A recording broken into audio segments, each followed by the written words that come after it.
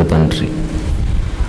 ఏవైతే మేము నేర్చుకోవాలో అవన్నీ మాకు నేర్పించమని యేసు ప్రభు వారి దివ్యమైన నామములో ప్రార్థన సమర్పిస్తున్నాను తండ్రి. ఆమెన్. యోవేలు గ్రంథ వివరణ, అందులో భాగంగా పరిచయాన్ని ముగించుకొని మొదటి భాగాన్ని కూడా ముగించుకొని రెండవ భాగంలోనికి ఈరోజు ప్రవేశిస్తున్నాం. మొదటి భాగంలో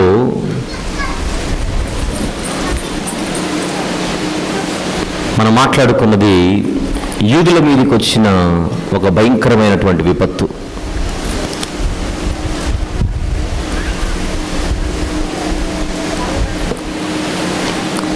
ఆ విపత్తుల్లో మనం చూస్తున్నది యెహోవా యొక్క దినం.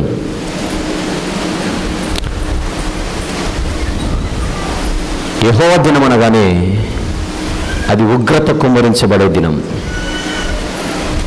అది ఆయన తీర్పు విధించే దినం, అది నాశనము కలిగించే దినం, అది మారు మనస్సుకై పిలుపునిచ్చే దినం. అది యెహోవా దినం. ఒక భయంకరమైనటువంటి విపత్తు చోటు చేసుకున్న తర్వాత ప్రవక్త అయిన యోవేలు గారి ద్వారా యూదులకు ఇవ్వబడిన పిలుపును మనము విన్నాం నిన్నటి వరకు. ఇక ఈరోజు రెండవ భాగంలోనికి ప్రవేశిద్దాం. ఈ రెండవ భాగానికి టైటిల్ కూడా నేను ఇచ్చాను ఇంతకుముందు. మొదటి భాగానికి జరిగిపోయిన విపత్తు అని మాట్లాడుకున్నాం. రెండవ భాగం రాబోయే విపత్తు. రాబోయే విపత్తు. జరిగిపోయిన విపత్తుకే తట్టుకోలేక భరించలేని స్థితిలో ఉన్న ప్రజల మీదికి మరొక భయంకరమైన విపత్తు రాబోతున్నది. ఆ విపత్తు ఏంటో చూద్దాం. రెండవ అధ్యాయం. మీకు రెండవ భాగం ఎక్కడి నుంచి ఎక్కడి వరకు నేను చెప్పలేదు కదా. మొదటి భాగం మొదటి అధ్యాయము మొదటి వచనము నుండి 20వ వచనం వరకు అనుకున్నట్టుగా, రెండవ భాగం రెండవ అధ్యాయము మొదటి వచనము నుండి రెండవ అధ్యాయము మొదటి వచనము నుండి రెండవ అధ్యాయము 27వ వచనం వరకు, రెండవ అధ్యాయము 27వ వచనం వరకు.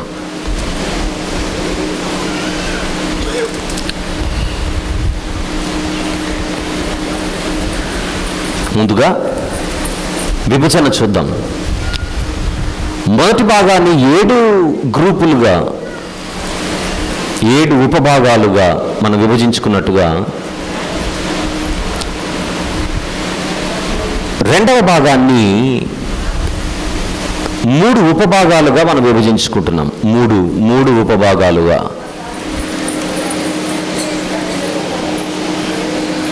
3 ఉపభాగాలుగా.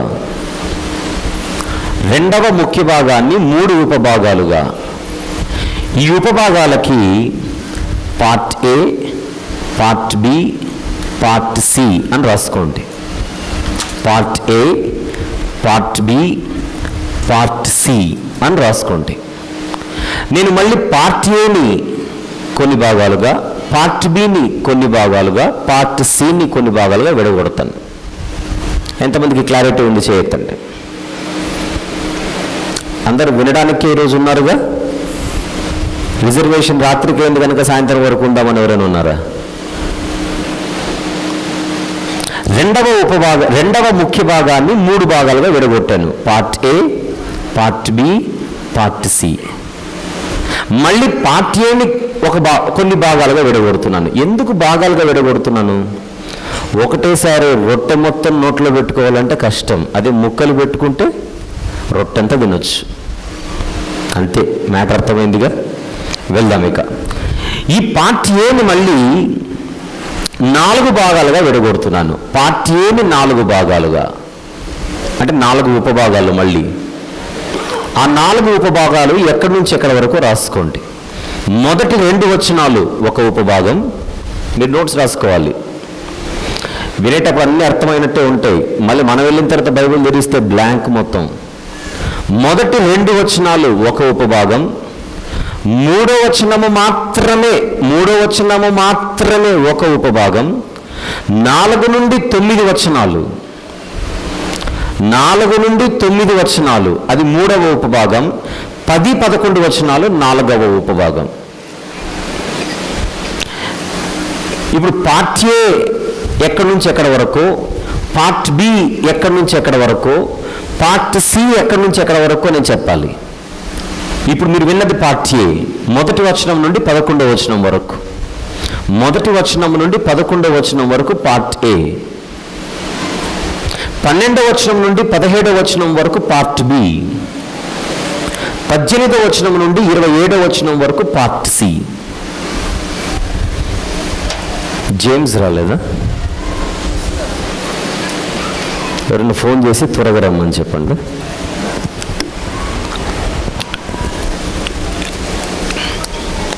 టిఫిన్ చేయకున్నా పర్లేదు, వచ్చేయమని చెప్పండి.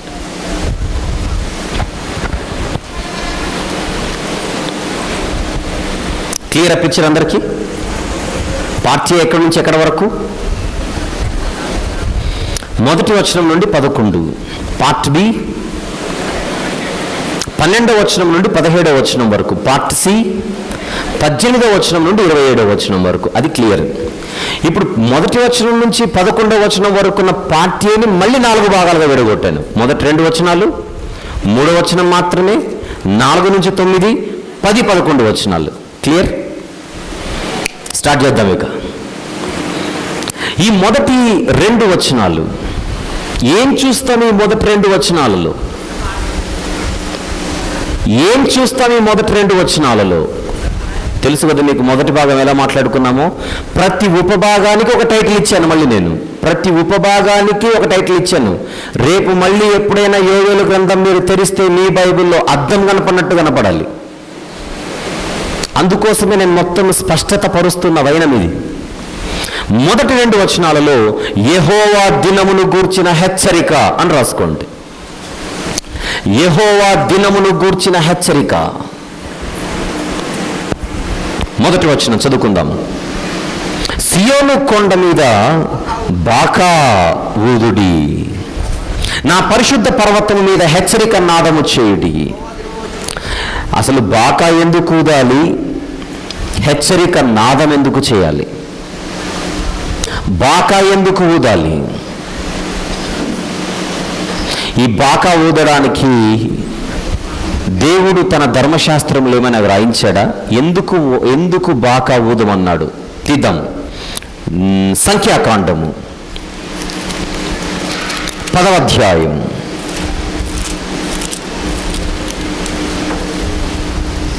1 నుంచి 8 వచనాలు రాసుకోండి. బాకా లేదా బూర, బాకా లేదా బూర. బూరలు ఎందుకు ఊదాలో అక్కడ చెప్పాడు. బూర లేదా బాకా అనేది పిలుపునివ్వడానికి.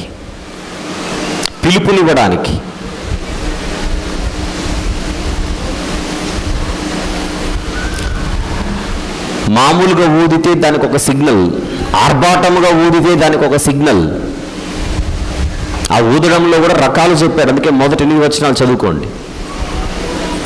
కానీ బాకా ఊదినప్పుడు ఏం జరుగుతుంది అదొక్కటి చూద్దాం. మొదటి 2 వచనాలు, సంఖ్యాకాండం 10వ అధ్యాయం మొదటి 2 వచనాలు. యెహోవా మోషేకి ఇలాగ సెలవిచ్చెను, నీవు 2 వెండి బూరలు చేయించుకునుము, లేదా బాకా వెండి బూరలు చేయించుకునుము, నకిషీ పనిగా వాటిని చేయింపవలెను. నకిషీ పని అంటే కొడతారు కదా బంగారం. నకిషీ పనిగా వాటిని చేయింపవలెను. అవి ఎందుకు ఊదాలంటే సమాజమును పిలుచుటకు, సేనలను తరలించుటకు నీకుండవలెను.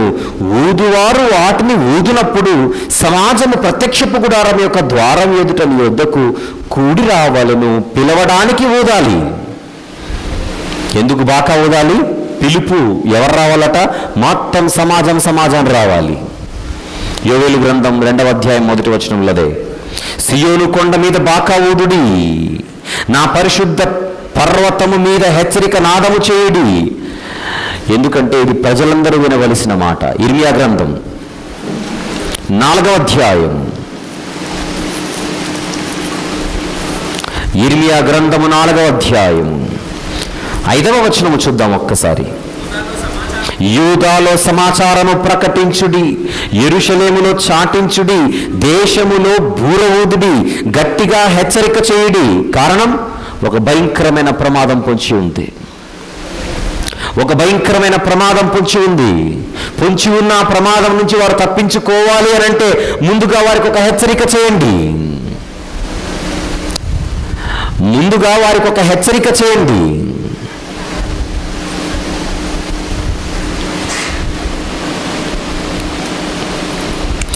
అదే పరిస్థితి యోవేలు గ్రంథంలో కనబడుతుంది. సమాజాన్ని పిలిచి బూరలూది నాదము చేసి సమాజాన్ని పిలిచి మీరు వారికి హెచ్చరిక చేయాలి. దేనిని గురించి? యెహోవా దినము వచ్చుచున్నదని. వచ్చేసింది 1వ అధ్యాయం, రాబోతున్నది 2వ అధ్యాయం.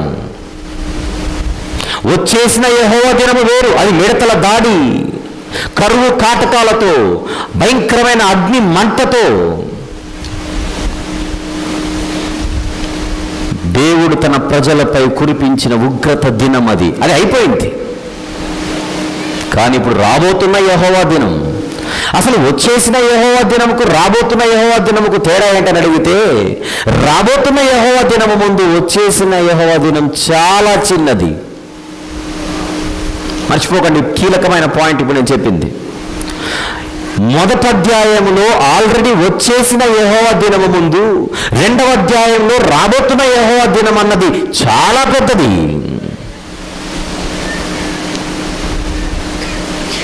రాబోతున్న యెహోవా దినం ఏనుగైతే వచ్చేసిన యెహోవా దినం ఎలక. అంత తేడా ఉంది. ఎలుకకే తట్టుకోలేకపోయారు, ఏనుక్కు తట్టుకోగలరా?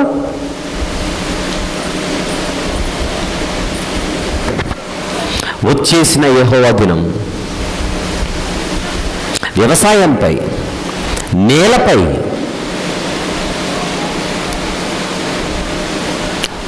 ఒక రకంగా అది పరోక్ష దాడి. కానీ రాబోతున్న యెహోవా దినం ఎలా ఉంటుందో చూద్దాం ఇంకొంచెం ముందుకెళ్ళి. ముందే 2వ వచనం కూడా చూద్దాం. యెహోవా దినము వచ్చుచున్నదని, అది సమీపమాయేనని దేశ నివాసులందరూ వణుకుదురుగాక. ఆ దినము అంధకారమయముగా ఉండును, ఆ దినము మహాంధకారము కమ్మును, మేఘములను గాఢాంధకారమును ఆ దినమున కమ్మును, పర్వతముల మీద ఉదయకాంతి కనబడినట్లు అవి కనబడును. అంటే యెహోవా దినం అంటే ఏంటది? చీకటి, వెలుగు కాదు. భయంకరమైన అంధకారం, భయంకరమైన గాఢాంధకారం. చీకటి అంటే భయం, భయానకమైన వాతావరణం అది. ఆమోసు గ్రంథం 5వ అధ్యాయం, ఆమోసు గ్రంథము 5వ అధ్యాయం 18వ వచనం చూద్దాం ఒక్కసారి. యెహోవా దినము రావాలని ఆశ పెట్టుకుని ఉన్నవారులారా, పాపం అదేంటో తెలియక చాలా మంది యెహోవా దినం వస్తే బాగుంటుంది అనుకుంటున్నారట. యెహోవా దినము రావాలని ఆశ పెట్టుకుని ఉన్నవారులారా, మీకు శ్రమ. యెహోవా దినము వచ్చుట వలన మీకు ప్రయోజనమేమి? అది వెలుగు కాదు, అంధకారము. కావాలా? యెహోవా దినం కావాలా?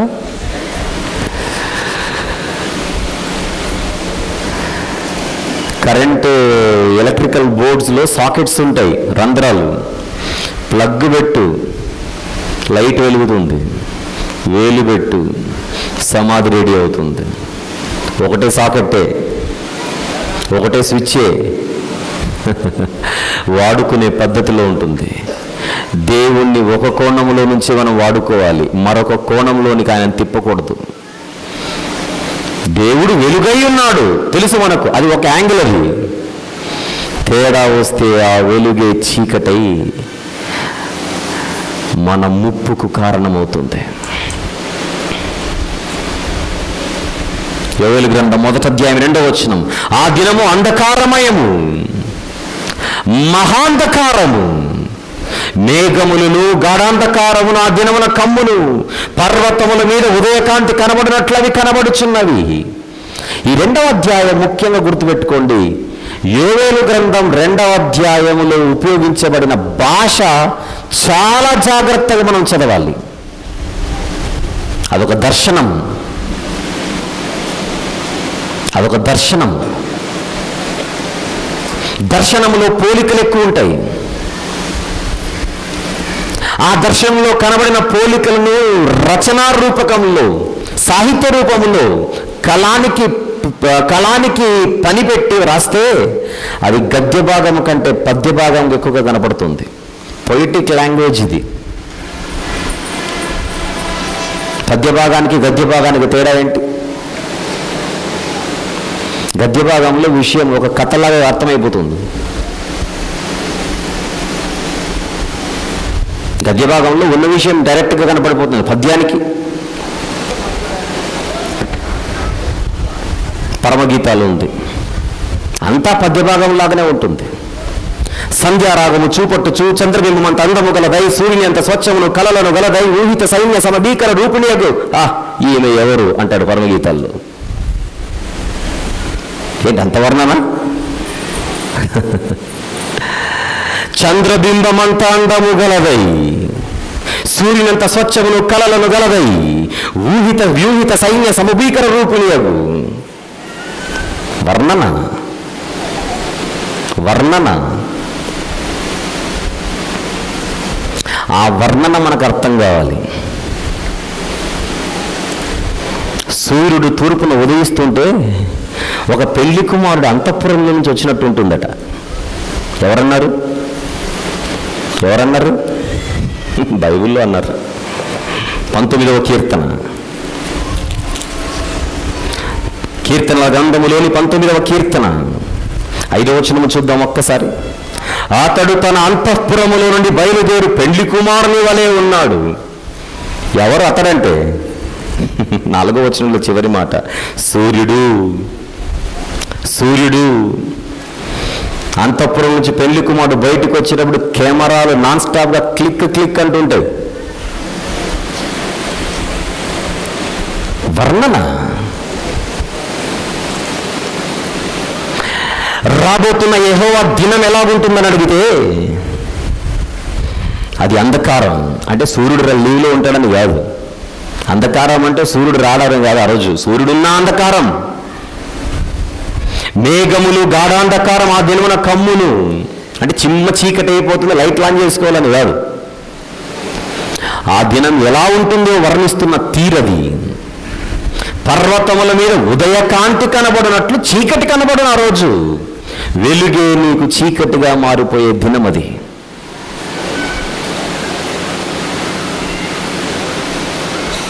అప్పుడు కొంతమంది కష్టాలు ఎక్కువైతే అంటుంటారు, నా జీవితం అంతా శూన్యం అండి, ఇప్పుడు వెలుగు లేదు, చీకటి అంటే ఏదో భయంకరమైన పరిస్థితి అని అర్థం. ఈ మొదటి 2 వచనాలు యెహోవా దినమును గూర్చిన హెచ్చరిక. అది మీరు చూస్తున్నారు. ఇప్పుడు నేను టైటిల్ ఇచ్చాను కనుక మ్యాటర్ అర్థమైంది. టైటిల్ ఇవ్వకపోతే 3వ వచనం ఎగిరిపోతాం అంతే. క్లియర్ కదా? మొదటి 2 వచనాల్లో ఏముంది? యెహోవా దినమును గూర్చిన హెచ్చరిక. 3వ వచనానికి వెళ్దాం. ఆ 3వ వచనం మాత్రమే ఒక భాగం అని చెప్పాను. ఏమిటది? యెహోవా దినము సృష్టించు నాశనం అని రాసుకోండి. దానికి 3వ వచనం మాత్రమే ఒకటి అన్నదిగా. యెహోవా దినము సృష్టించు నాశనం. 2వ వచనం చదవలేదు కదా ఇంకా పూర్తిగా. 2వ వచనం చదువుకొని 3కి వెళ్దాం.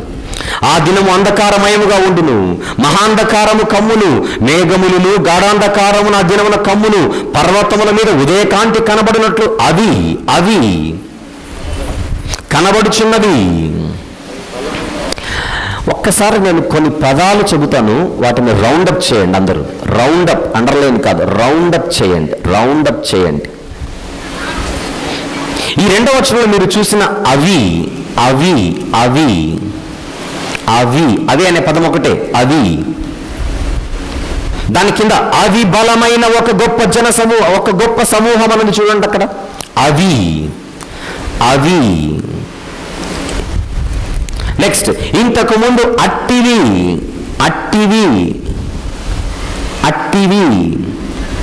ఇక మీద తరతరములకు అట్టివి. ఇవన్నీ రౌండప్ చేయాలి మీరు.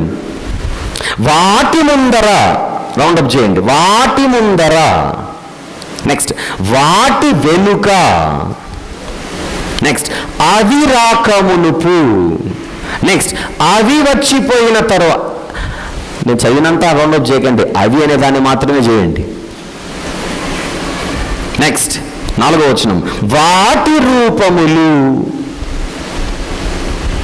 నెక్స్ట్ రౌతుల వలె అవి పరిగెత్తువచ్చును. నెక్స్ట్ 5వ వచనంలో చివరి మాట అవి పర్వత శిఖరముల మీద గంతులు వేయించినవి అవి.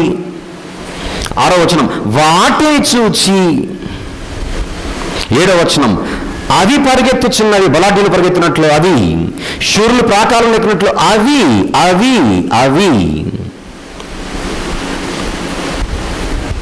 7వ వచనంలో చివరి మాట పోవచున్నవి. 8వ వచనంలో చివరి మాట, రెండో మాట చక్కగా పోవచున్నవి. 3వ మాట త్రోవ విడువవు. 9వ వచనం పరిగెత్తుచున్నవి. నెక్స్ట్ చొరబడుచున్నవి. నెక్స్ట్ జ్వరబడుచున్నవి. కింది మాట రాసుకుంటున్నారా నేను చెప్పుకుంటూ వెళ్తున్నానా? Very good. జ్వరబడుచున్నవి. నెక్స్ట్ 10వ వచనం వాటి భయము చేత. వాటి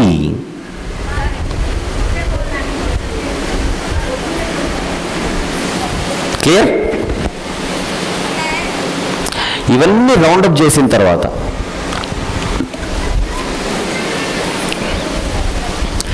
మీకు ఒక డౌట్ రావాలి, లేదా ఒక ఆలోచన రావాలి, లేదా ఒక అభిప్రాయం కలగాలి. ఇక్కడ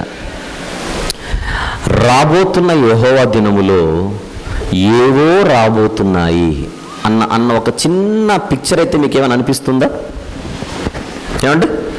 ఏవో రాబోతున్నాయి, అవి అవి అవి అవి అవి అవి ఏమిటవి? అసలు అవి అనే పదం, అది అని కానీ అవి అని కానీ ఈ పదాలు మనుషులకు ఉపయోగిస్తారా, లేకపోతే ఏ జంతువులకో, ఏ పక్షులకో, ఏ చేపలకో వాటికి ఉపయోగిస్తారా? అది లేదా అవి చెప్పాలి. మనుషులైతే కాదుగా, 100% కాదు.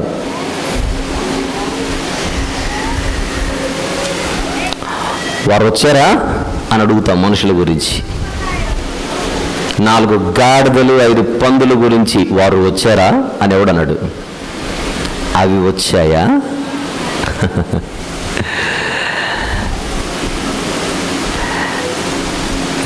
యోవేలు 2వ అధ్యాయం గ్రంథం మొత్తంలో అన్నిటికంటే పెద్ద సమస్య గుర్తుపెట్టుకోవాలి. యోవేలు గ్రంథంలో అన్నిటికంటే పెద్ద సమస్య 2వ అధ్యాయం 1వ వచనం నుండి 11వ వచనం వరకు. ఎక్కువ మొత్తం ప్రపంచ క్రైస్తవ్యంలో ఎక్కువ గందరగోళం సృష్టించింది యోవేలు గ్రంథంలోని 2వ అధ్యాయంలో మొదటి 11 వచనాలు. అందుకే ఎక్కువ మంది యోవేలు గ్రంథం పెద్దగా టచ్ చేయరు. ఇక్కడ పెద్ద సమస్య ఉంది. కారణం అవి అంటే ఎవరో తెలియక, అవి అంటే ఏవో తెలియక. ఒక పావు గంటలో మీకు క్లియర్ అయిపోతుంది.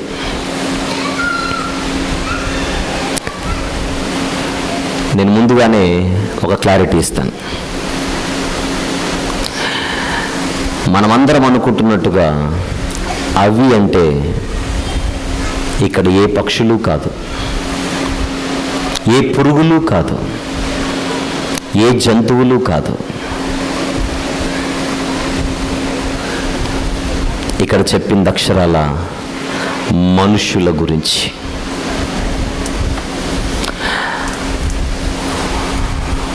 మొదటి అధ్యాయంలో మిడతల గురించి చెప్పాడు. విందాం జాగ్రత్తగా. మొదటి అధ్యాయంలో మిడతల గురించి చెప్పాడు. ఆ మిడతల గురించి నేను చెప్పేటప్పుడు ఇశ్రాయేలీలకు మిడతల గురించిన పరిచయం కొత్తేమీ కాదని చెప్పాను. ఫరో నుంచి చూపించుకుంటూ వచ్చాను. నిర్గమకాండము నుంచి ప్రకటన గ్రంథం వరకు ఎన్నో చోట్ల మిడతలు మిడతలు మిడతలు మిడతలు, సొలొమోను ప్రార్థనలో మిడతలు, గిద్యోను గారి కాలంలో మిడతల దండంత సైన్యం, కీర్తనల గ్రంథంలో ఎన్నో కీర్తనలలో మిడతలతో పోల్చబడిన పరిస్థితి. మిడతల గురించి, ఆ మిడతలలో రకాలు.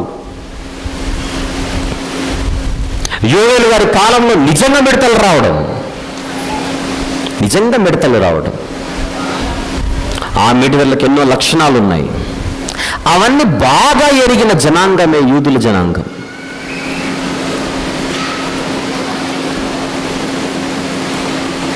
మీకు గుర్తుంటే మొదటి అధ్యాయంలో మిడతలను ప్రజలతో పోల్చారు. చూడండి ఆ వచనం, మొదటి అధ్యాయం 6వ వచనం చూద్దాం ఒక్కసారి. లెక్కలేని బలమైన జనాంగము నా దేశము మీదికి వచ్చి ఉన్నది. అక్కడ నిజంగా జనాంగము కాదు, అక్కడ మిడతలు. మిడతలనేమో జనాలతో పోల్చాడు మొదటి అధ్యాయంలో, జనాలనేమో మిడతలతో పోలుస్తున్నాడు 2వ అధ్యాయంలో. అది తేడా, అది తేడా. అది విడగొట్టాలి, అది విడగొట్టాలి. చెప్పాలి మళ్ళీ. మిడతలనేమో జనాలతో పోల్చాడు మొదటి అధ్యాయంలో, నెక్స్ట్ జనాలనేమో మిడతలతో పోలుస్తున్నాడు 2వ అధ్యాయంలో. ఎందుకు అంటే మిడతల దాడి జరిగినప్పుడు ఒక శత్రు సైన్యము మన మీదికి ఉన్న పాటున ప్రళయము వలె వస్తే అది ఎంత భయంకరంగా ఉంటుందో అలా అనిపించిందంట మిడతల దాడి చేస్తే. మిడతల దాడి చేస్తే శత్రు సమూహం, శత్రు సైన్యం, ఒక భయంకరమైన బలమైనటువంటి ఒక శత్రు జనాంగం మీదికి వస్తే ఎలాగుంటుందో అలా అనిపించింది మిడతలు వస్తే. కానీ రాబోయే ఉగ్రత దినం, రాబోయే యెహోవా దినములో ఇప్పుడు నిజంగానే జనాలు వస్తే, ఆ జనాలు వస్తే ఎలా ఉంటుందంటే ఆ రోజు మిడతలు వస్తే ఎలా ఉందో అలా ఉంటుంది. మిడతల దాడి జరిగినప్పుడు మీరు పిక్చర్ ఎలా అయితే చూశారో, ఆ మిడతల దాడి చేసినప్పుడు ఆ మిడతలు ఎలాంటి క్రమాన్ని పాటించాయో, ఎలాంటి సిద్ధాంతాలను పాటించాయో, ఎలాంటి రూల్స్ అండ్ రెగ్యులేషన్స్ పాటించాయో అవన్నీ కూడా మనుషులే పాటించి వస్తారు. చిన్న మిడతలు దాడి చేస్తేనే తట్టుకోలేని మీరు ఆ స్థాయికి ఏమాత్రం తగ్గకుండా మనుషులే దాడి చేస్తే, ఎలుకల దాడికి ఏనుగుల దాడికి తేడా మర్చిపోకండి. ఎలుకలు దాడి చేస్తేనే తట్టుకోలేకపోయారు, అదే ఏనుగులు దాడి చేస్తే స్మాష్. అందుచేత ఈ మొదటి వచనం నుండి 11వ వచనం వరకు ఎక్కడెక్కడైతే మీకు అవి అవి అవి అవి అని కనపడుతున్నాయో మీరు కంప్లీట్గా ముందు ఫిక్స్ అయిపోండి. ఇది ఒక శత్రు సైన్యం, ఇది ఒక భయంకరమైన బలమైన జనాంగం. ఎవరు పంపిస్తున్నారు యూదుల మీదికి? యెహోవా దినం అది. ఆ రోజు మిడతలను ఎవరైతే పంపారో ఈ రోజు శత్రువులను కూడా ఆయనే పంపబోతున్నాడు. హెచ్చరిక. 2వ భాగం మాట్లాడుకుంటున్నాం. మొదటి భాగానికి జరిగిపోయిన విపత్తు, మారు మనసుకై పిలుపు, అది మొదటి భాగం. ఇప్పుడు రాబోయే విపత్తు, మారు మనసుకై పిలుపు. టైటిల్ అలా రాసుకున్నారో లేదో, రాబోయే విపత్తు డాష్ మారు మనసుకై పిలుపు. జరిగిపోయిన విపత్తును మీరు చూశారు, అంతకంటే భయంకరమైన విపత్తు రాబోతుంది. నువ్వు మారితే ఆపుతాడు దేవుడు, నువ్వు మారితే ఆపుతాడు. మొదటి అధ్యాయంలో ఆపేస్తాడని లేదు, అయిపోయిందిగా ఇంకెక్కడ ఆపడం. మొదటి అధ్యాయంలో ఆపేస్తాడు మీరు మారండి అని చెప్పలా, జరిగింది చూసి మారండి అని చెప్తున్నాడు. కానీ 2వ అధ్యాయంలో మీరు మారితే దాన్ని నిరోధించవచ్చు, మీరు మారితే దాన్ని ఆపవచ్చు, మీరు మారితే ఆయన మారతాడు. కళ్ళు తెరుచుకోవాలి అంటున్నాడు. రండి 3వ వచనం, 2వ వచనం కంప్లీట్ చదువుకుందాం. అది బలమైన ఒక గొప్ప సమూహము, గొప్ప సమూహము, ఇంతకు ముందు అట్టివి పుట్టలేదు, ఇక మీదట తరములకు అట్టివి పుట్టవు. అట్టివి అంటే మళ్ళీ మీరు పురుగులు అనుకోకండి, మనుషులు. ఇంతకు ముందు కని విని ఎరుగని స్థితిలో యూదుల మీద దాడి జరగబోతోంది. ఇంతకుముందు ఎప్పుడు అలాంటి దాడి జరగలేదు నీ మీద. ఐగుప్తు నుంచి బయటకు వచ్చి కనాను దేశంలో మీరు సెటిల్ అయిపోయినప్పటి నుంచి ఇంతవరకు ఎప్పుడు కూడా అలాంటి దాడి నీ మీద జరగలేదు. ఇప్పుడు జరగబోతోంది. పద్యభాగ శైలి. అట్టి పుట్టలేదు అంటే అలాంటోళ్ళు రాలేదని అర్థం.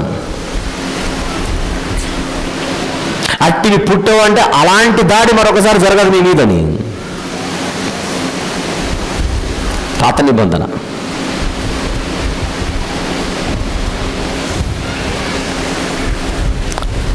యోవేలు గ్రంథం 2వ అధ్యాయం 1వ వచనం నుంచి 11వ వచనంలో ఉన్న ఈ అట్టివి పుట్టవు, అట్టివి పుట్టలేదు, వాటి ముందర అగ్ని మండుచున్నది, అది చూద్దాం కింద తర్వాత.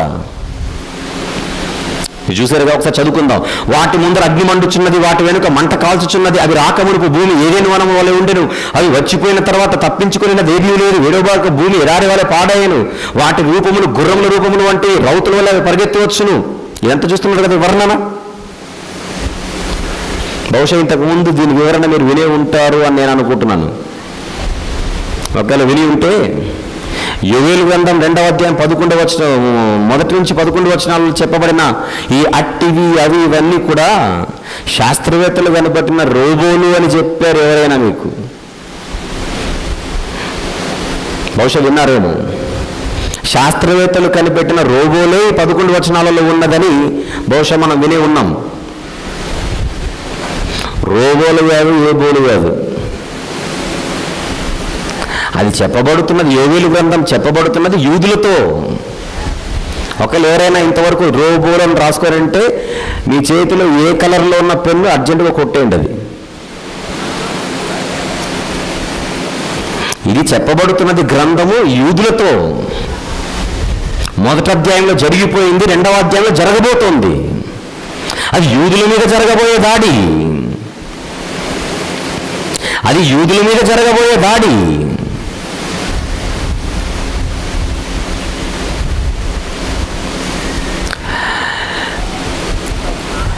ఎవరు వీళ్ళు? ఎవరా సైన్యం? యూదుల మీదికి రాబోతున్న సైన్యం ఇంతకెవరు?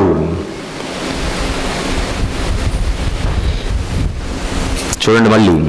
అవి బలమైన ఒక గొప్ప సమూహం, ఇంతకు ముందు అట్టివి పుట్టలేదు, ఇక మీద తరతరముల కట్టివి పుట్టవు. అట్టివి పుట్టలేదు, అట్టివి పుట్టవు, అట్టివి పుట్టలేదు, అట్టివి పుట్టవు అనగానే మీకేమర్థం కావాలి? అలాంటి దాడి జరగలేదు, అలాంటి దాడి మళ్ళీ జరగదు. అలాంటి దాడి జరగలేదు, అలాంటి దాడి మళ్ళీ జరగదు.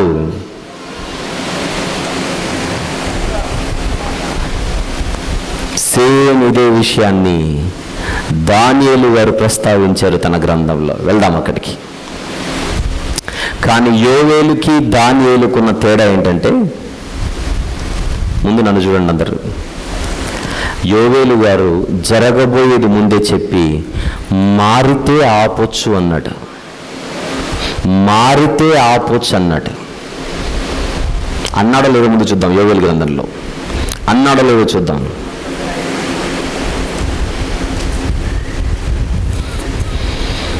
పదమూడు 14 వచనాలు చూద్దాం.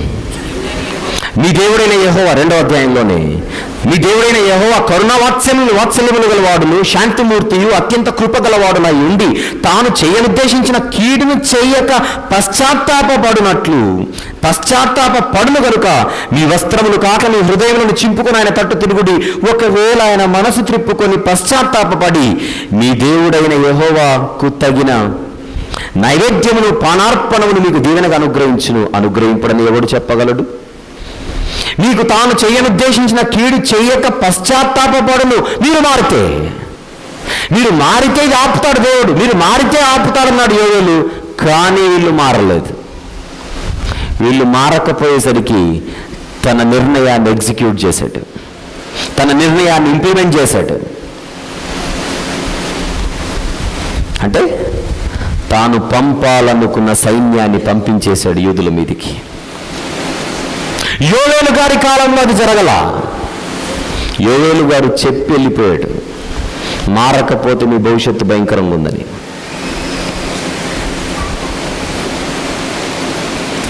అది దానియేలు గారి కాలంలో జరిగింది. వయసులో యోవేలు గారు పెద్దవాడు, దానియేలు గారు తర్వాత వచ్చినవాడు. యోవేలు గ్రంథం 2వ అధ్యాయములో చెప్పబడుతున్న ప్రవచనం, శత్రు దాడి దానియేలు గారి కాలంలో జరిగింది. ఆ శత్రువులే బబులోనీయులు, ఆ శత్రువులే కల్దీయులు. అట్టివి పుట్టవు, అట్టివి పుట్టలేదు.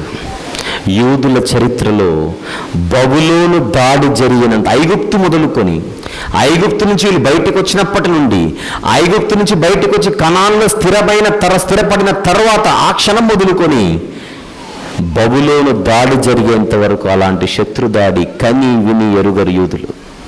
అదే దానియేలు గారు అంటున్నారు. చూద్దాం. దానియేలు గ్రంథం 9వ అధ్యాయం.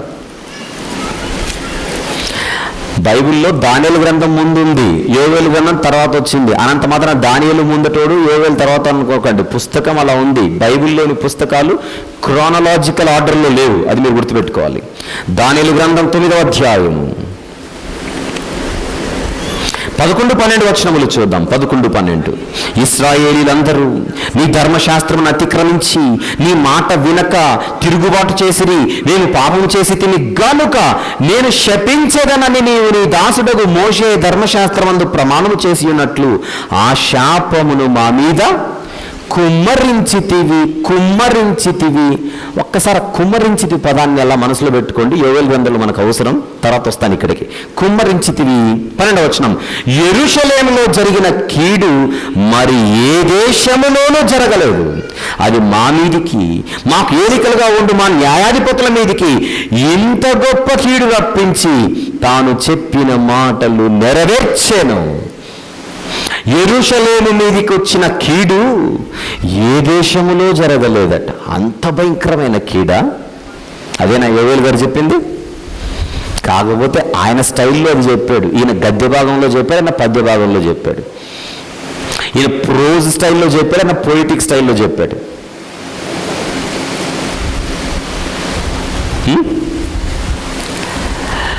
యోవేలు గారు ముందే హెచ్చరిక చేశాడు. భయంకరమైన దాడి, అది బలమైన ఒక గొప్ప సమూహం, క్షమించండి. ఇంతకు ముందు అట్టివి పుట్టలేదు, ఇక మీద తరతరములకు అట్టివి పుట్టవు.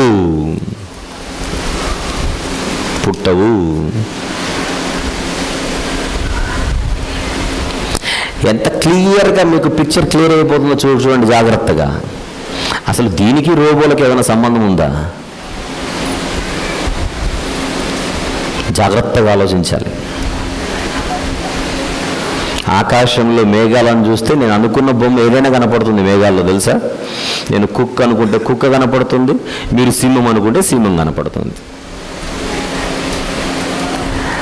మనం అనుకున్నది కాదు కనపడాల్సింది, దేవుడు అనుకున్నది కనపడాలి, ఆయన చెప్పింది మనకు కనపడాలి.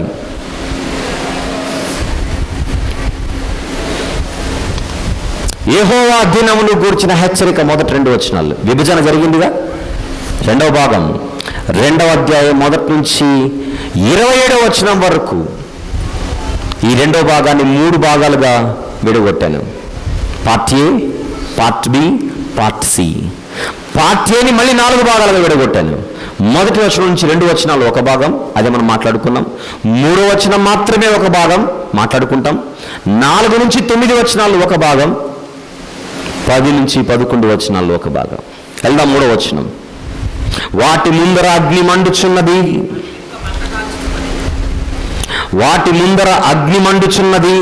వాటి వెనుక మంట కాల్చుచున్నది.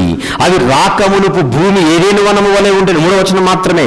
అవి వచ్చిపోయిన తర్వాత తప్పించుకొనినదేదియు విడవబడక భూమి ఎడారి వలె పాడాయేను అన్నాడు. మళ్ళీ చెప్పాలి. వాటి ముందరంటే ఎవరి ముందు? బబులోనీయుల ముందు. అంటే వాళ్ళని స్ట్రైట్గా ఎదుర్కోలేరు మీరు, వెనకల నుంచి వచ్చినా కొట్టలేరు వాళ్ళని. ముందొచ్చిన అగ్నే వెనకలున్నామంటే, మంటకు నువ్వు ముందు నుంచి ఎదుర్కొన్నా నీకు మంటే కాలుద్ది, వెనకల నుంచి చేయి పెట్టినా కాలుతుంది. బబులోనీయులు మీ బతుక్కి అగ్నిలా మారిపోతున్నారు. హబక్కూకు గ్రంథం 1వ అధ్యాయం కూడా చదవండి, ఇదే చెప్తారు ఆయన. హబక్కూకు గ్రంథం 1వ అధ్యాయం కూడా అదే, కల్దీయుల గురించి. కాకపోతే ఆయనకు బయలుపరచబడిన రీతిగా ఆయన చెప్పాడు. హబక్కూకు గ్రంథ వివరణ అయిపోయింది. అది కూడా వినండి, మీకు మెమరీ కార్డ్స్లో ఉండొచ్చు, లేకపోతే కొత్త వెబ్సైట్ ఓపెన్ అయిందిగా, అందులో అన్నీ ఫ్రీగా మీకు దొరుకుతున్నాయి. వినాలి గ్రంథ వివరణలు, అప్పుడే మనకు స్పష్టత వచ్చేది. వాటి ముందు అగ్ని మండుచున్నది, వాటి వెనుక మంట కాల్చున్నది. అగ్నికి నువ్వు ఎదురుగా వెళ్ళి ఢీకోగలవా, వెనక నుంచి ఢీకోగలవా? నీ వల్ల కాదంటున్నాడు అక్కడ. అవి రాకమునుపు భూమి ఏదైనా వనము వలె ఉండెను. భూమి అంటే ఏ భూమి? యూదుల భూమి, వాళ్ళ నివాస స్థలం, వాళ్ళ దేశం, వాళ్ళ ప్రాంతం. యెరూషలేము దేవాలయాన్ని పడగొట్టింది వాళ్ళే, యెరూషలేము పట్టణం చుట్టూ ఉన్న ప్రాకారాన్ని కాల్చింది వాళ్ళే. సస్యశ్యామలంగా పాలు తేనెలు ప్రవహించే దేశం అంట దానికి ఉన్న పేరు. పాలు తేనెలు ప్రవహించే, నిజంగా పాలు తేనెలు ప్రవహిస్తాయా? అది కూడా ఒక వర్ణనే. పాలు తేనెలు ప్రవహిస్తాయంటే నిజంగా పాలు తేనెలు ప్రవహిస్తాయని కాదు. మేము కూడా యూదా దేశంలో ఉంటే మేము మిల్క్ కొనాల్సిన అవసరమే ఉండేది కాదు అనుకుంటారు. పాలు తేనెలు ప్రవహించే దేశం అంటే అంత సస్యశ్యామలంగా, అంత పచ్చదనంగా ఉంటుందని అర్థం. అది వర్ణన. బైబిల్లో అలాంటి భాషపై మనకు అవగాహన లేకపోతే అన్ని లిటరల్గా తీసుకుంటారు. దినవృత్తాంతముల 2వ గ్రంథం, దినవృత్తాంతముల 2వ గ్రంథం 36వ అధ్యాయం. ఒక్కసారి బబులోనీయుల దాడి చూడండి. బబులోనీయులు అన్నా కల్దీయులు అన్నా ఒక్కటే, వేరువేరు అనుకుంటారు. మళ్ళీ 15వ వచనం నుంచి చూద్దాం జాగ్రత్తగా. దినవృత్తాంతముల 2వ గ్రంథము 36:15 నుంచి. వారి పితరుల దేవుడైన యెహోవా తన జనుల యందును తన నివాస స్థలమందును కటాక్షము గలవాడై వారి యొద్దకు తన దూతల ద్వారా వర్తమానం పంపుచూ వచ్చాను. దూతలంటే ఎవరు? పరలోకమున్న దేవదూతలు కాదు. యోవేలు ఒక దూత. యోహాను గురించి ఏమని చెప్పబడింది బైబిల్లో? నాకంటే ముందు నేను ఒక దూతను పంపుచున్నాను. దూత. యోహానన్న ఆయన ఒక దూత. తీతు గారని మిగిలిన సహోదరులు సంఘపు దూతలు అన్నారు. యాజకులు యెహోవా సైన్యములకు అధిపతియగు యెహోవా దూతలట. మలాకీ గ్రంథం. తన దూతల ద్వారా వర్తమానం పంపుచూ వచ్చాను. ఆయన పెందల కడ లేచి పంపుచూ వచ్చినను వారు దేవుని దూతలను ఎగతాలు. దేవుని దూతలు అంటే పైన గబ్రియేలు, మికాయేలు వీళ్ళు కాదు. ఇర్మియా ఒక దేవదూత, దేవుని దూత. యోవేలు గారు ఒక దేవుని దూత. అదే కదా ఇప్పుడు యోవేలు గారు చెబుతున్నది జాగ్రత్తని. ఆయన వాక్యములను ధృవీకరించు, ఆయన ప్రవక్తలను హింసించు రాగా, ఇప్పుడు చూడండి జాగ్రత్తగా, నివారింప సఖ్యము కాకుండా యెహోవా కోపం ఆయన జనుల మీదికి వచ్చెను. ఆ కోపం గురించి యోవేలు గారు మాట్లాడేది. నివారింప సఖ్యంగా అంటే ఎవ్వడు కూడా దాన్ని రిపేర్ చేయలేనంత భయంకరంగా. ఎవ్వడు కూడా అది అరచేతితో సూర్యుని ఎవడైనా ఆపగలడా అంటాం కదా, అది ఇక్కడ. మొత్తం యూదులందరూ కలిసికట్టుగా, అవసరమైతే 2-3 రాజ్యాల, అవసరమైతే 4-5 రాజ్యాల సపోర్ట్ తీసుకొని నిలబడినా నేను పంపబోతున్న కల్దీయులను మీరు ఎదుర్కోలేరు అంటున్నాడు అక్కడ. నివారింప సఖ్యము కానిది. చూడండి అదేంటో 17వ వచనం. ఆయన వారి మీదికి కల్దీయుల రాజును రప్పింపగా, అది కోపం. అది కోపం. కల్దీయుల రాజును రప్పింపగా అతడు వారికి పరిశుద్ధ స్థలముగానున్న మందిరములోనే, చూడండి ఎంత భయంకరం, వారికి పరిశుద్ధ స్థలముగా ఉన్న చోటే వారి యవ్వనులను ఖడ్గము చేత సంహరించెను. యోవేలులో ఏం చదువుకున్నాం అది మనసులో పెట్టుకొని చదవండి ఇదంతా. అతడు యవ్వనుల ఎందైనను, యువతుల ఎందైనను, ముసలివారి ఎందైనను, నెరసిన వెంట్రుకలు గల వారి ఎందైనను కనికరింపలేదు. నో కనికరం అట్ ఆల్. కనికరింపలేదు. దేవుడు వారినందరినీ అతని చేతికి అప్పగించెను, యోవేలు ద్వారా చెప్పినట్టుగా. మరియు బబులోను రాజు పెద్దనేమి చిన్ననేమి దేవుని మందిరపు ఉపకరణములన్నిటినీ యెహోవా మందిరపు నిధులలోనిదేమి, రాజు నిధులలోనిదేమి, అధిపతుల నిధులలోనిదేమి దొరికిన ద్రవ్యమంతయు బబులోనుకు తీసుకొని పోయాను. ఇన్ని సంవత్సరాలు కష్టపడి సంపాదించింది ఆడి ముఖానికి కొట్టడానికేనా? అలాంటి దాడి జరగలేదు, మళ్ళీ జరగబోతుంది. అదిగాక కల్దీలు దేవుని మందిరమును తగులబెట్టి, కష్టపడి కట్టుకుంది ఈ తగులబెట్టించుకోవడానిక, యెరూషలేము ప్రాకారమును పడగొట్టి దాని యొక్క నగరులన్నిటినీ కాల్చివేశాడు. పడిపోయిన స్థితిలో ప్రాకారం, కాల్చబడిన స్థితిలో మందిరం, చుట్టూ నగరాలన్నీ కూడా, ఒక యెరూషలేమేనేగా దాడి, యూదా నగరులన్నిటిపైన, దానిలోని ప్రశస్తమైన వస్తువులన్నిటినీ బొత్తిగా పాడు చేసిరి. ఖడ్గము చేత హతులు కాకుండా తప్పించుకుని వారిని అతడు బబులోనుకు తీసుకొని పోయెను. ఏం జరిగింది? కనబడినట్టుగా పడగొట్టారు, కాల్చేశారు, దొరికిన వస్తువులను తీసుకొని వెళ్ళిపోయారు. ఖడ్గానికి దొరికిన వాళ్ళందరినీ లేపేశారు.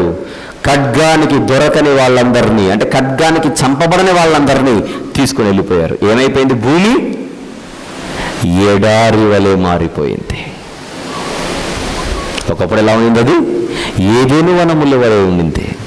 ఏదేను వనం వలె ఉన్న యూదుల దేశం ఎడారిగా మారిపోవడానికి గల కారణం యెహోవా దినము వారి మీదికి రావటం. కమాన్, యోవేలు గ్రంథం 1వ అధ్యాయం 3వ వచనం. వాటి ముందర అగ్ని మండుచున్నది, వాటి వెనుక మంట కాల్చుచున్నది. అవి రాకమునుపు భూమి ఏదేను వనము వలె ఉండెను. అవి వచ్చిపోయిన తర్వాత తప్పించుకొనినదేదియు విడవబడక భూమి ఎడారి వలె పాడాయెను. అది మీనింగ్, అది కనెక్షన్.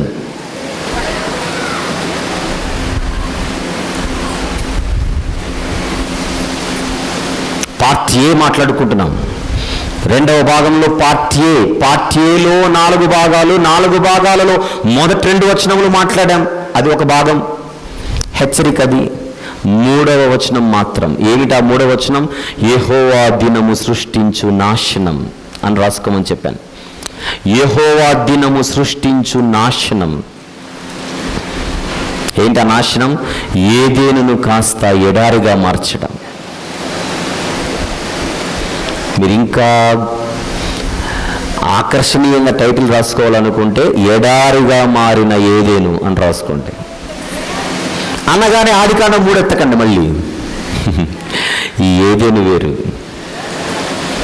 ఈ ఏదేను వేరు. వర్ణన 4 నుంచి 9 వచనాలు వెళ్దాం. పార్ట్ ఏలో 3వ భాగం, పార్ట్ ఏలో 3వ ఉపభాగం, 4 నుంచి 9 వచనములు. శత్రు సైన్యమును గూర్చిన వర్ణన అని రాసుకోవాలి. శత్రు సైన్యమును గూర్చిన వర్ణన. అరగంటలో వివాహం. యోవేలు గ్రంథం చెప్పట్లేదు, రాసుకుంటారు. మళ్ళీ పెళ్లి రిజిస్ట్రార్ గారు కనపడడం లేదు. శేఖర్ అన్న ఫోన్ చేసి రిజిస్ట్రార్ గారిని పిలిపించండి. పెళ్లి కుమారుడు పెళ్లి కుమార్తె సిద్ధంగా ఉన్నారో లేదో. 10:45కి నేను క్లోజ్ చేస్తాను. 11కి పెళ్లి స్టార్ట్ అవ్వాలి. రైట్. 11:20కి యోవేలు గ్రంథం కంటిన్యూషన్. మళ్ళీ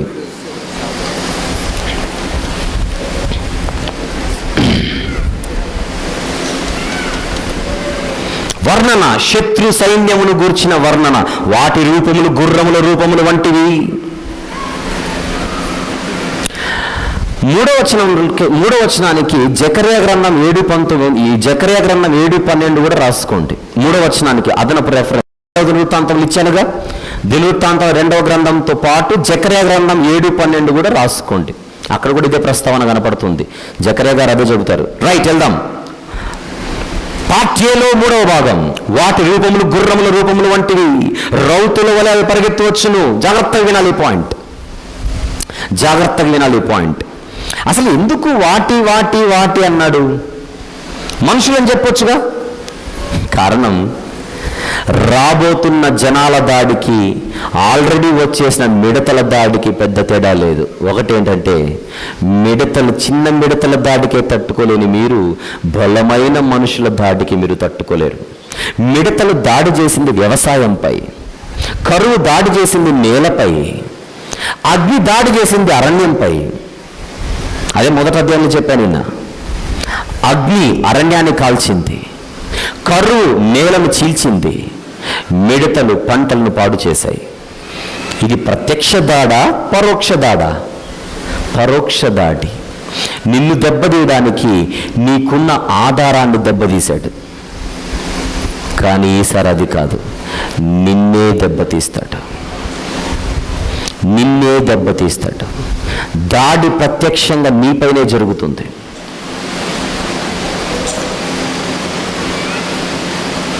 మరి ఆ దాడి ఎలా ఉంటుందో తెలియాలంటే జరిగిపోయిన దాడితో పోలుస్తూ, జరిగిపోయిన దాడి మిడతలతో పోల్చబడింది కనుక ఆ మిడతలు ఎలాగుంటాయో, మిడతల రూపములు బైబిల్లో వర్ణించబడ్డాయి. యుద్ధానికి వెళ్ళే గుర్రాలు ఎలా ఉంటాయి అలా వచ్చేట మిడతలు. వాటి రూపము గుర్రముల వంటివి. రౌతుల వలె అవి పరిగెత్తి వచ్చును. రథముల ధ్వని చేయునట్లు, కొయ్యకాలు అగ్నిలో కాలుచు ధ్వని చేయునట్లు, యుద్ధమునకు సిద్ధమైన శూరులు ధ్వని చేయునట్లు అవి పర్వత శిఖరముల మీద గంతులు వేయుచున్నవి. మిడతలు గంతులు వేస్తూ, నేను చూపించాను కదా మీకు వీడియో, 2 రోజులు చూపించాను. మిడతల దాడి, మిడతల గంతులు.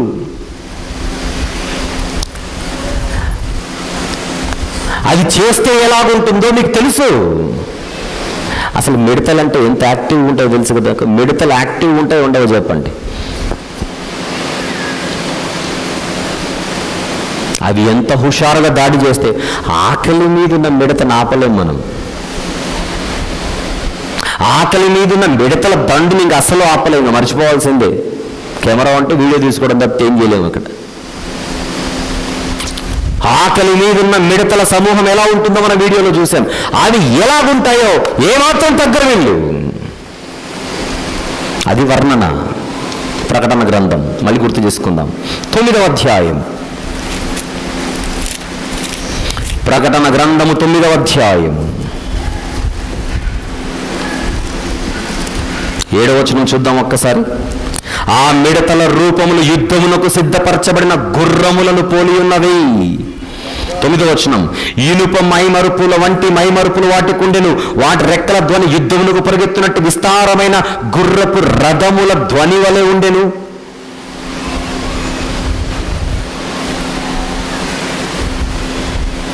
మిడతలను దేంతో పోల్చాడో, గుర్రాలతో మిడతలను పోల్చాడు. బాగా వినండి, 2వ అధ్యాయం. గుర్రాలతో మిడతలను పోల్చాడు, మిడతలతో జనాలను పోల్చాడు. అది 2వ అధ్యాయం. గుర్రములతో మిడతలను పోల్చాడు, మిడతలతో శత్రువులను పోల్చాడు. యుద్ధానికి వెళ్ళే గుర్రాలు ఎంత గంభీరంగా ఉంటాయో మీరు ఊహించుకోగలిగితే మిడతలలా ఉన్నాయి అని చెబుతూ, ఆ మిడతలు ఎలా ఉంటాయో నీకు అర్థమైతే ఈ జనాలు అంత భయంకరంగా ఉంటారు నీ మీదికి. వర్ణన, డిస్క్రిప్షన్.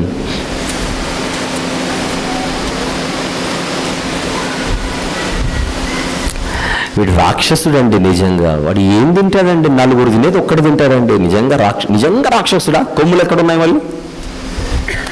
రాక్షసుడు అంటే మీరు అలా ఊహించుకుంటే ఎలా?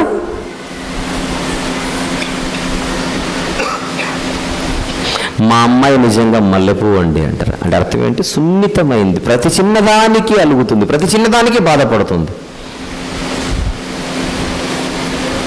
ఆ వర్ణన అర్థం కావాలి. ఆ వర్ణనే ఇక్కడ. 6వ వచనం, వాటిని చూచి జనములు వేదన నొందును, అందరి ముఖమును తెల్లబారును.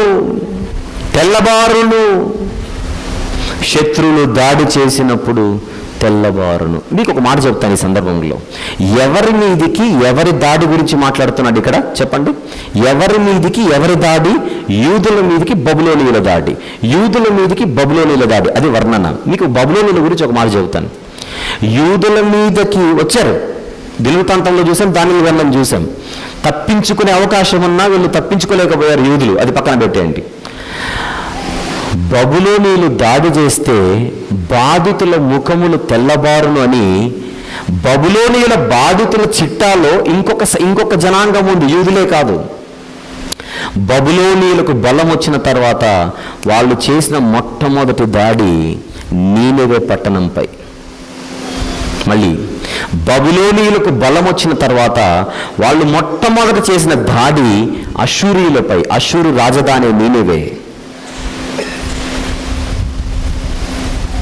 నహూము గ్రంథం తీద్దాం. నహూము గ్రంథం 1వ అధ్యాయం 1వ వచనం. ముందుగా నీనెవెను గూర్చిన దేవోక్తి. 2వ అధ్యాయం 1వ వచనం. ఇప్పుడు లయకర్త నీ మీదికి వచ్చుచున్నాడు. నీనెవే లయకర్త నీ మీదికి వచ్చుచున్నాడు. ఎవరా లయకర్త? సాతాను అనుకుంటారు మళ్ళీ. అది యెహోవా దినం. నీనెవెకు యెహోవా దినం అది. అష్షూరీయులకు యెహోవా దినం అది. ఈరోజు యోవేలు గ్రంథంలో యూదుల మీదికి ఏ కల్దీలనైతే పంపుతానన్నాడో అదే కల్దీలను ఒకప్పుడు నీనెవె పట్టణం మీదికి పంపించాడు.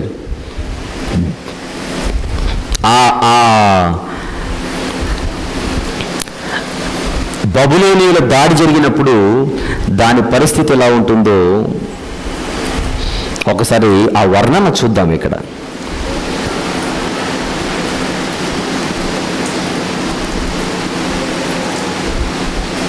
మూడవ వచనం నుంచి చూద్దాం ఒకసారి. భలే అర్థమైపోతుంది ఇప్పుడు మీకు యోవేలు ఏం చెప్తున్నాడు. 3వ వచనం. ఆయన బలాఢ్యుల డాళ్ళు ఎరుపాయను, పరాక్రమశాలురు రక్తవర్ణపు వస్త్రాలు ధరించుకొని ఉన్నారు. అంటే రక్తవర్ణపు వస్త్రాలు అంటే రెడ్ షర్ట్లు వేసుకొని వచ్చారని కాదు. యుద్ధములో వాళ్ళ దుస్తులను ఎరుపెక్కుతున్నాయి. ఇంకా ఆయన సైన్యము వ్యూహపరచిన దినమున రథభూషణములు అగ్నివలే మెరియుచున్నవి. సేమ్ అదే వర్ణన అక్కడ. సరళ దారమయమైన ఈటిలాడుచున్నవి. వీధులలో రథములు మిక్కిలి తొందరగా పోవుచున్నవి. ఏ వీధులలో? నీనెవె పట్టణ వీధులలో. నీనెవె పట్టణం అంటే 3 దినముల ప్రయాణం అంత గొప్ప పట్టణం అది. రాజమార్గములలో రథములు ఒకదాని మీద ఒకటి పరిగెత్తుచున్నవి. అవి దివిటీల వలె కనబడుచున్నవి, మెరుపుల వలె పరిగెత్తుచున్నవి. చూస్తున్నారా? అవి అవి అవి అవి అవి అవి ఏమిటది? బబులోనీయుల సైన్యం. అప్పుడేం జరుగుతుంది? 10వ వచనం. లేదు 8వ వచనం నుంచి. కట్టబడినప్పటి నుండి నీనెవె పట్టణము నీటి కొలను వలె ఉండెను. వర్ణన చూడండి. కట్టబడినప్పటి నుండి నీనెవె పట్టణము నీటి కొలను వలె ఉండెను. ఆ యూదా దేశం ఏదేను వలె ఉండెను. చూస్తున్నారా? అదేమో ఏదేను వలె ఉండెను, ఇది నీటి కొలను వలె ఉండెను. దాని జనులు పారిపోవచ్చున్నారు. అలాంటి వాళ్ళు ఈరోజు పారిపోవచ్చున్నారు. నిలువుడి నిలువుడి అని పిలిచినను తిరిగి చూచువాడు ఒకడు లేడు. వెండి కొల్లపెట్టుడి, బంగారము కొల్లపెట్టుడి, అది సకల విధములైన విచిత్రములకు ఉపకరణములతో నిండి ఉన్నది. అవి లెక్కలేక ఉన్నవి. కానీ అది వట్టిదిగాను శూన్యముగాను పాడుగా నగుచున్నది. జనుల హృదయము కరిగిపోవచ్చున్నది, మోకాళ్ళు వణుకుచున్నవి, అందరి నడుములు బహుగా నొచ్చుచున్నవి, అందరి ముఖములు తెల్లబోవుచున్నవి. కల్దీయుల దాడికి అష్షూరీయుల ముఖములు తెల్లబోవుచున్నవి. ఇప్పుడు యోవేలు గ్రంథం రండి. యోవేలు గ్రంథం 2వ అధ్యాయం. యోవేలు గ్రంథం 2వ అధ్యాయం 6వ వచనం. వాటిని చూచి జనములు వేదన నొందును, అందరి ముఖములు తెల్లబారును.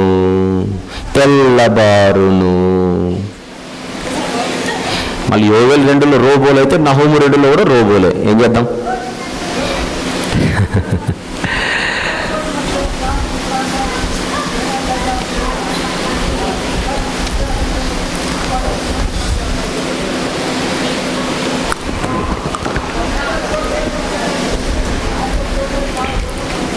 ఏడవ వచనం.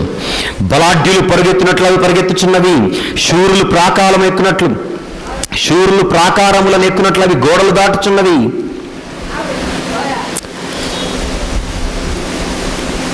2వ అధ్యాయంలో వినండి, 1వ వచనం నుంచి 11వ వచనం వరకు ఉన్న ఈ వచనాలు, 1వ వచనం నుండి 11వ వచనం వరకు ఉన్న ఈ వచనాలు ఈరోజు క్రైస్తవ సమాజంలో గుర్తుపెట్టుకోవాలి. ముఖ్యంగా 2 అభిప్రాయాలు ఉన్నాయి. ఈ 2 ఖచ్చితంగా నోట్ చేసుకోవాలి. రోబోలు చిన్నది పక్కన పెట్టండి. 1వ వచనం నుంచి 11వ వచనం వరకు ఉన్నటువంటి వచనాలలో ఉన్నటువంటి ఈ సైన్యం ఏదైతే ఉన్నదో, సైన్యం ఎవరైతే ఉన్నారో, దీనికి 2 రకాల అభిప్రాయాలు ఉన్నాయి. ఒకటి అవి అవి అవి అవి అని ఉండడం చేత ఒక సిద్ధాంతం లేదా ఒక అభిప్రాయం ఏంటంటే, 1వ అధ్యాయంలో మిడతలు వచ్చినట్టుగానే 2వ అధ్యాయంలో మళ్ళీ మిడతలు రాబోతున్నాయి అని చెప్పే ఒక బోధ. ఒకప్పుడు మిడతలు పంపించిన దేవుడు మళ్ళీ మిడతలు పంపించబోతున్నాడు, అందుకే అవి అవి అవి అని రాయబడ్డాయి అని చెప్పేది ఒకటి ఉంది. కానీ మీరు గుర్తుపెట్టుకోవాలి, అది సరైనటువంటి వివరణ కాదు. ఎందుకంటే ఇది వర్ణన. 2వదే, అవి మిడతలు కాదు, మిడతలతో పోల్చబడుతున్న బబులోను శత్రు సైన్యం. మిగిలిన గ్రంథాల సపోర్ట్ తీసుకోవాలి కదా. ఒక గ్రంథం అర్థం కావాలంటే మిగిలిన గ్రంథాలలో కూడా ఇలాంటి దీని గురించిన ప్రస్తావన కానీ ఇలాంటి వాతావరణం ఎక్కడైనా కనబడుతుందేమో మనం వెతకాలి కదా. ప్రవక్త ఏ కాలం వాడు, దేని గురించి చెప్పాడు, ఏం జరగబోతుంది, అవన్నీ పరిశీలించాలి. ఈ రెండిట్లో ఒకటే సరైనది. 1వ అధ్యాయంలో జరిగింది నిజమైన మిడతల దాడి, 2వ అధ్యాయంలో జరగబోతుంది అని చెప్పబడుతున్నది మిడతలతో పోల్చబడుతున్న మనుషుల సైన్యం, కల్దీయుల సైన్యం.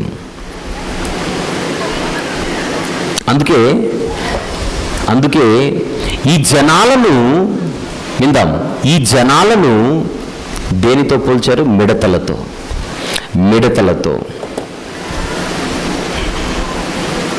7వ వచనం, బలాఢ్యులు పరిగెత్తున్నట్లు అవి పరిగెత్తుచున్నవి, శూరులు ప్రాకారములు ఎక్కునట్లవి గోడలు దాటుచున్నవి, ఇటు అటు తిరగకుండా అవన్నీ చక్కగా పోవుచున్నవి.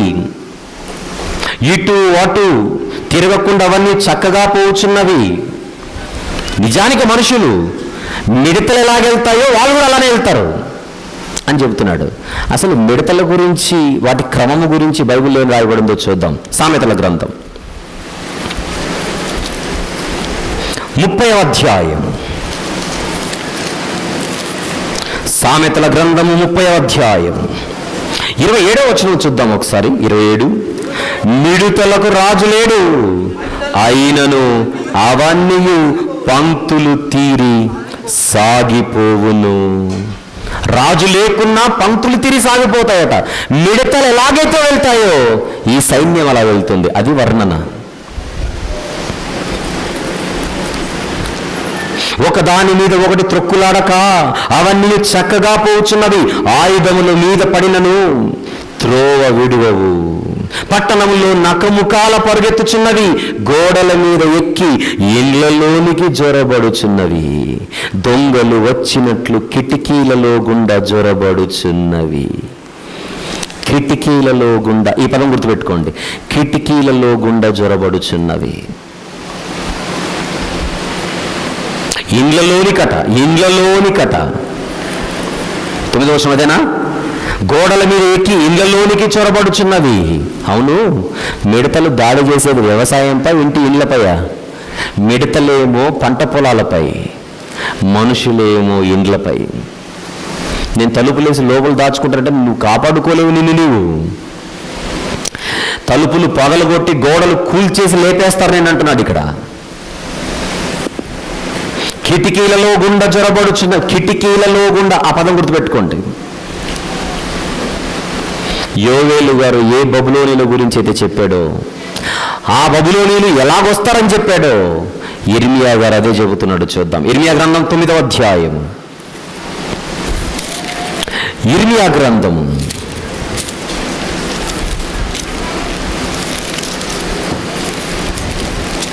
9వ అధ్యాయం 21వ వచనం చూద్దాం ఒక్కసారి. 21, వీధులలో పసిపిల్లలు లేకుండా, రాజమార్గములలో ఎవరు లేకుండాను వారిని నాశనము చేయుటకై మరణము మన కిటికీలను ఎక్కుచున్నది, మన నగరులలో ప్రవేశించుచున్నది.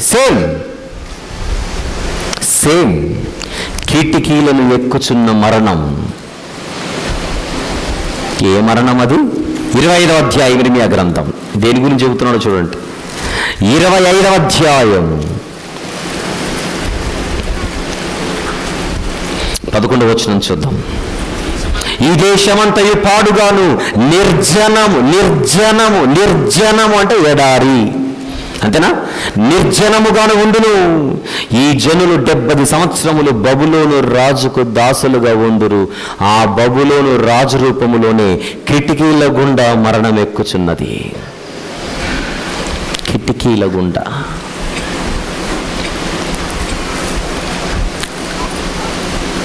ప్రవక్తలు మాట్లాడుతున్న మాటల్లో ఉన్నటువంటి సిమిలారిటీని మనం తీస్తున్నాం బయటికి.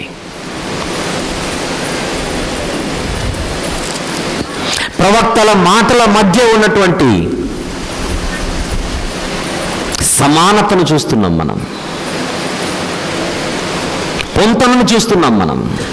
పొంతలనే మాటలు ఎవరు మాట్లాడలేదు ఇక్కడ.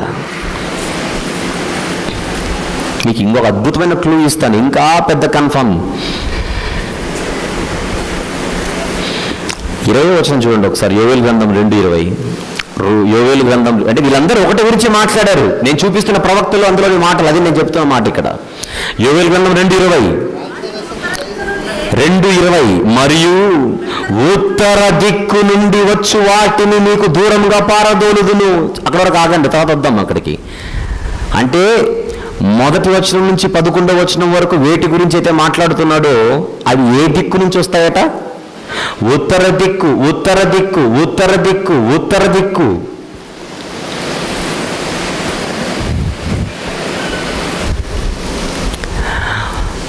ఒకసారి ఇర్మీయా గారు ఏం చెప్పారో చూద్దామా?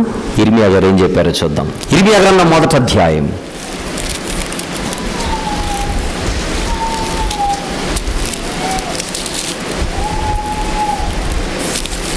ఇర్మీయా గ్రంథము 1వ అధ్యాయం. ఒక్కసారి 13-14 వచనములు చూద్దాం. 13-14. రెండవ మారు యెహోవాకు నాకు ప్రత్యక్షమై నీకేమి కనబడుచున్నదని సెలవీయగా, నేను మసలుచున్న బాణ నాకు కనబడుచున్నది, దాని ముఖము ఉత్తర దిక్కునకు తిరిగి ఉన్నదంటిని. అందుకు యెహోవా ఇలాగూ సెలవిచ్చెను, ఉత్తర దిక్కు నుండి కీడు బయలుదేరి ఈ దేశ నివాసుల మీదికి వచ్చును. ఏంటి, ఇర్మీయా గారు మిడతల గురించి మాట్లాడుతున్నాడా?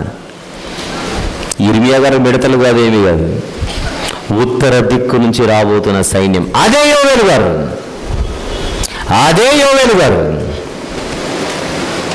ఉత్తర దిక్కు నుంచి రాబోతున్న సైన్యం. జరిగిపోయిన మిడతల దాడి ఎలా జరిగిందో అంతక్రమంగా వచ్చి దాడి చేసి స్మాష్ చేసి వెళ్తారంతే.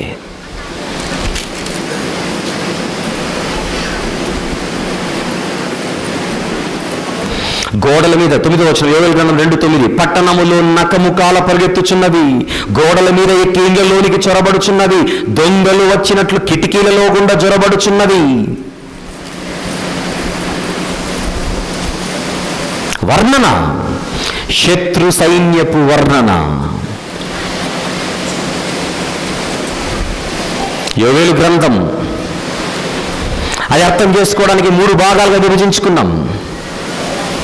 ఆ 3 భాగాలు ముఖ్య భాగాలను పేరు పెట్టుకుంటే మొదటి భాగాన్ని ముగించుకుని 2వ భాగంలోనికి వచ్చాం. ఆ 2వ భాగంలో మళ్ళీ 3 ఉపభాగాలు డివైడ్ చేసుకున్నాం. Part A, part B, part C. Part ఏని మళ్ళీ 4 భాగాలుగా విడగొట్టుకున్నాం. మొదటి 2 వచనాలు 1, 3వ వచనం మాత్రం 1, 4 నుంచి 9 వచనాలు 1, ఇక మిగిలింది 10-11 వచనాలు. పార్ట్ ఏలో 4వ భాగం చూద్దాం. 10-11 వచనములు. వాటి భయము చేత భూమి కంపించుచున్నది, ఆకాశము తత్తరించుచున్నది, సూర్యచంద్రులకు తేజోహీనత కలుగుచున్నది, నక్షత్రములకు కాంతి తప్పుచున్నది. అదొక్కడ ఆగండి, అక్కడ చూద్దాం ఒక మాట. వాటి భయము చేత భూమి కంపించుచున్నది, ఇంకా ఆకాశము తత్తరించుచున్నది, సూర్యచంద్రులకు తేజోహీనత కలుగుచున్నది, నక్షత్రములకు కాంతి తప్పుచున్నది. ఏంటి, నిజంగా నిజంగా ఆకాశం తత్తరించుచున్నదా? ఆకాశం ఎంత, ఆకాశములో మిల్కీవే ఎంత, ఆ మిల్కీవేలో సోలార్ సిస్టమ్ ఎంత, ఆ సౌర కుటుంబములో భూమి ఎంత, ఆ భూమిపై నువ్వెంత, నీ వెయిట్ ఎంత? పావు కిలో మాంసం లేనోడికి ఆకాశం భయపడుతుందా? దట్ ఈస్ కాల్డ్ మెటఫోరిక్ లాంగ్వేజ్, రూపకాలంకార భాష. వీడు కొండనైనా తినేస్తాడండి. ఒకసారి వాడు బాణపొట్ట చూడండి అన్నాడు ఒక ఆయన. నిజంగా కొండ తినేస్తాడా? నిజంగా కొండ తింటాడా? ఎంతైనా తింటాడు అని, ఎంతైనా తింటాడు అని.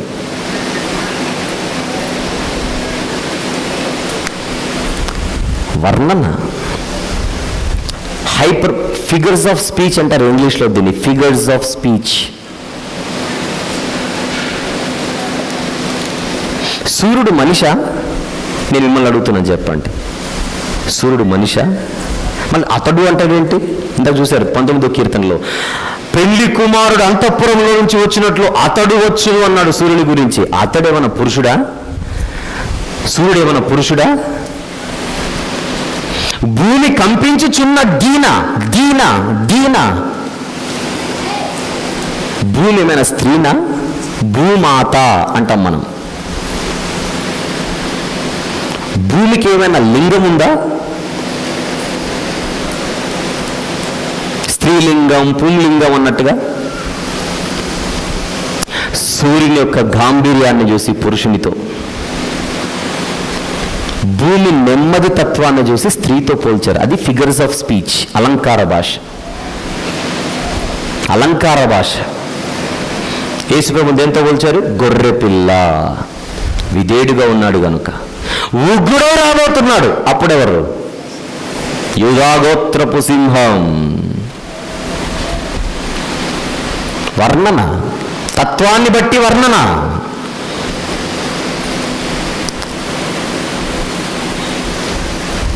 ఆకాశము తత్తరిల్లితే ఎలా ఉంటుందో, భూమి కంపిస్తే ఎలా ఉంటుందో, సూర్యుడు చీకటైపోతే ఎలా ఉంటుందో, తెల్లని చందమామ ఎరుపెక్కితే ఎలా ఉంటుందో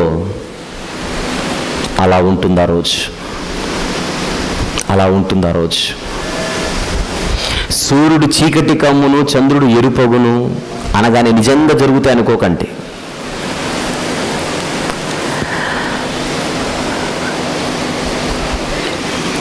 మసీదు కూల్చారు సుమారు 30 సంవత్సరాల కిందట. ఆ దినాన్ని ప్రతి సంవత్సరం ఏ దినం అంటున్నారు చెప్పండి? Black day. బ్లాక్ డే అంటే సూర్యుడు లీవ్లో ఉంటాడన్నా, సూర్యుడు రాడన్నా. సూర్యుడున్నా బ్లాక్ డే, సూర్యుడున్నా బ్లాక్ డే. అదొక చీకటి రోజు కొందరికి. అందుకే ఆ రోజు బ్లాక్ డే కదా అని వర్ణిస్తారు. తెలంగాణ, ఆంధ్ర డివైడ్ అయిపోయాయి. అవ్వకూడదని పోరాటాలు చేసిన వాళ్ళు ఆ రోజు ఉన్నారు సమైక్యాంధ్ర కోసం. జై తెలంగాణ అన్న వాళ్ళు ఒక గ్రూప్, సమైక్యాంధ్ర అన్న వాళ్ళు ఒక గ్రూప్. కానీ ఒక సిద్ధాంతమే గెలిచింది. ఆ దినం వచ్చింది. ఏ రోజైతే పార్లమెంట్లో ఆ బిల్లు పాస్ అయిందో, తెలంగాణ బిల్లు పాస్ అయిందో, టీవీలు ఆన్ చేస్తే సమైక్యాంధ్ర సిద్ధాంతాన్ని మద్దతు పలికిన వాళ్ళందరూ కూడా కూర్చొని, ఆడవాళ్ళు అయితే ఏడుస్తూ వాళ్ళు ఆ రోజు అన్నమాట, ఈరోజు ఈ తెలుగు రాష్ట్ర ప్రజలకు చెప్పాలి ఒక బ్లాక్ డే. కరెంటు పోయిందని కాదు,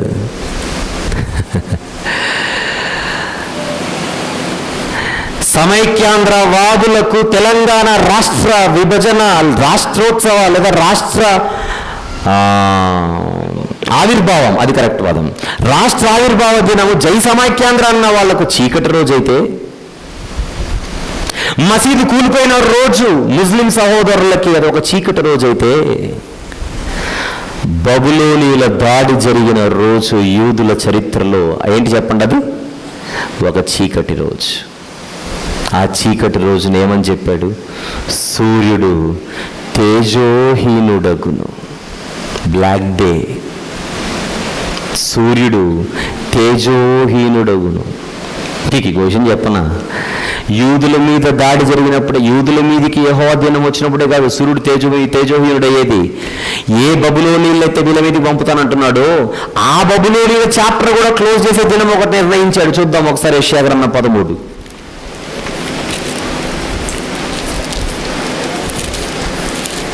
యెషయా గ్రంథం 13వ అధ్యాయం 1వ వచనం.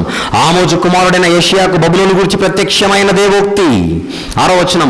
యెహోవా దినము వచ్చుచున్నది. ఎవరి మీదకి? ఇప్పుడు నేను కూడా చెప్పాను, బబులోనీయుల మీదకి. అది ప్రళయము వలె సర్వశత్రువు దేవుని యొద్ద నుండి వచ్చును. 9వ వచనం. యెహోవా దినము వచ్చుచున్నది దేశమును పాడు చేయటం. ఏ దేశాన్ని? ఏ దేశాన్ని? బబులోనీయుల దేశం. ఇప్పుడు అక్కడ యూదుల దేశం.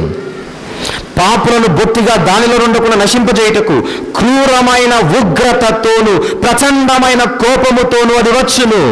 వస్తే ఏం జరుగుతుంది ఆ రోజు? ఆకాశ నక్షత్రములు, నక్షత్ర రాసులు తమ వెలుగు ప్రకాశింపవు. ఉదయకాలమున సూర్యునికి చీకటి కమ్మును, చంద్రుడు ప్రకాశించుడు. ఎన్నిసార్లు జరుగుతుంది ఇది? అడుగుతున్నా, ఎన్నిసార్లు జరుగుతుంది? ఏంటి? యూదులకు జరిగినప్పుడు సూర్యుడు చీకటి కోల్పోతాడు, బబులోనీయులకు జరిగినప్పుడు సూర్యుడు చీకటి కోల్పోతాడు. ఇదే తంతు జరుగుతూనే ఉంటుందా? పోనీ నిజంగా సూర్యుడికి చీకటి కమ్మిందా?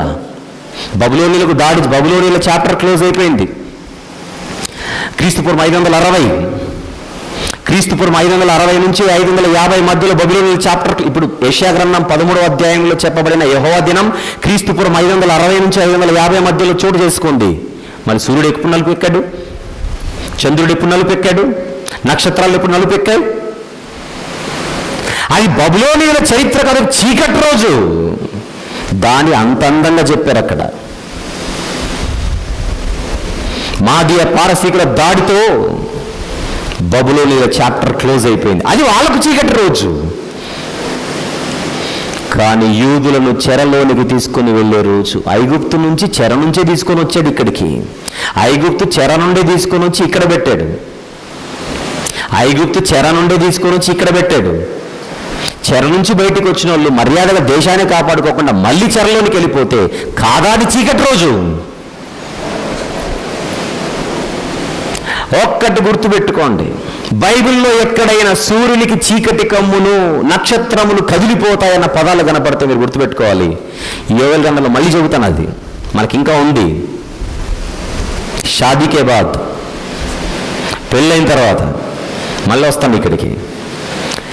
సూర్యుడికి చీకటి కమ్మును, నక్షత్రాలు కదిలిపోతాయంటే నిజంగా సూర్యుడికి చీకటి కమ్మేసి నిజంగా నక్షత్రాలు కదులుతాయని కాదు, రాజ్యం కూలిపోతుందని.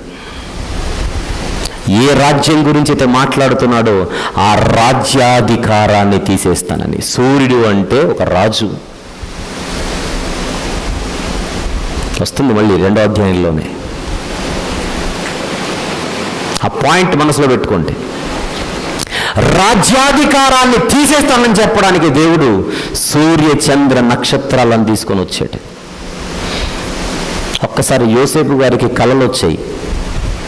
ఆయనకు వచ్చిన కళలో ఒక కళ ఏంటో గుర్తు చేసుకోండి. గుర్తుందా? తీద్దాం ఒకసారి.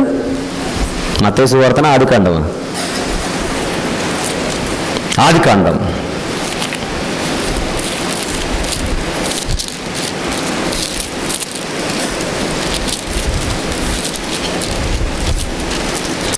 ఆదికాండము తీద్దాం.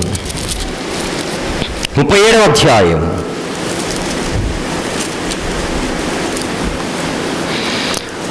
Very good. 9వ వచనం చూద్దాం. అతడు ఇంకొక కళ కని తన సహోదరులకు తెలియజేసి, ఇదిగో నేను మరి ఒక కళ కంటిని, అందులో సూర్య చంద్రులు 11 నక్షత్రములు నాకు సాష్టాంగపడనని చెప్పాడు. అమాయకంగా పాపం చిన్నోడు, ఎవరికి చెప్పకూడదు వాళ్ళకే చెప్పాడు. సీక్రెట్గా వాళ్ళ నాన్నకు ఒకరు చెప్పినా బాగానే ఉండేది, లడ్డిచ్చి పంపించేవాడు. అతడు తన తండ్రితో తన సహోదరులతో అది తెలియజేసినప్పుడు అతని తండ్రి అతనితో, నీవు కనిన ఈ కల ఏమిటి? నేను నీ తల్లి నీ సహోదరులు నిశ్చయంగా వచ్చి నీకు సాష్టాంగ పడుదుమా. అసలు యాకోబు పేరు ఎప్పుడు చెప్పాడు అక్కడ? యాకోబు భార్య గారి పేరు చెప్పాడు ఎప్పుడు చెప్పాడు అక్కడ? వాళ్ళ సహోదరుల పేరు ఎక్కడ చెప్పాడు? ఏం చెప్పాడు? నా కలలో సూర్యుడు చంద్రుడు నక్షత్రాలు నాకు సాష్టాంగ నమస్కారం చేశారని చెప్పాడు. మళ్ళీ యాకోబు గారు అంత తెగ ఫీల్ అయిపోతున్నాడు ఏంటి అక్కడ? నేనని ఎందుకు అనుకుంటున్నాడు? నా భార్య అని ఎందుకు అనుకుంటున్నాడు? నీ సహోదరులు ఎందుకు అనుకుంటున్నాడు? ఇంతకు సూర్యుడు ఎవరు, చంద్రుడు ఎవరు, సహోదరులు ఎవరు? కలలో ఉన్న సూర్యుడు యాకోబు, కలలో ఉన్న చంద్రుడు యాకోబు సతీమణి, కలలో ఉన్న నక్షత్రాలు యోసేపు సహోదరులు. సూర్య చంద్ర నక్షత్రాలు. The head of the family is the sun. సౌర కుటుంబానికి సూర్యుడు పెద్దవాడైనట్టుగా, అందుకే ఇది సౌర కుటుంబం, భూమి కుటుంబం కాదు, అంగారక కుటుంబం కాదు. సౌర కుటుంబానికి సూర్యుడే రాజు.